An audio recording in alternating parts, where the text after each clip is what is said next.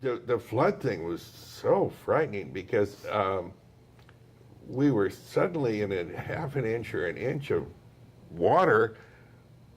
The entire building, not just here, but the coffee shop and the barber shop next door was in this water. And for some reason or other, I just have this dread of electrocuting people. There's so much paperwork involved in killing people. You know, it really is. But I had this dread of electrocuting 30 people, and for no commercial reason, I just didn't want it to happen. So I just got panicky, and I said, everybody, just get out of here. Just leave. You know, I mean, all that water has to do is hit an open electrical circuit, and we're all fried in here. And they wouldn't leave. They just wouldn't leave. And I said, yeah, the acts wouldn't stop playing on the stage.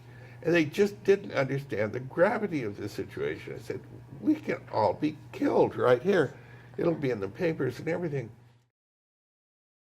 They just wouldn't leave. And it should have taken like 3 minutes to clear the entire room, at the most.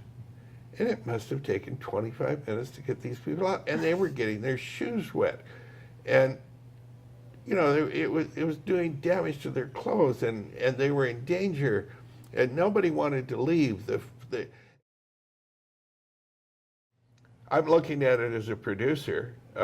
My gosh, this woman is fantastic. I can use her for years to come, and I'm sure she will love the stage.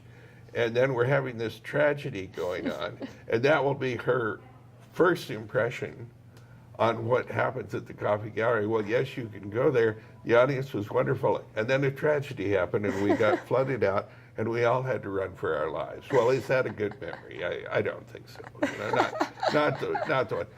My life is in danger, but the entertainment was very good.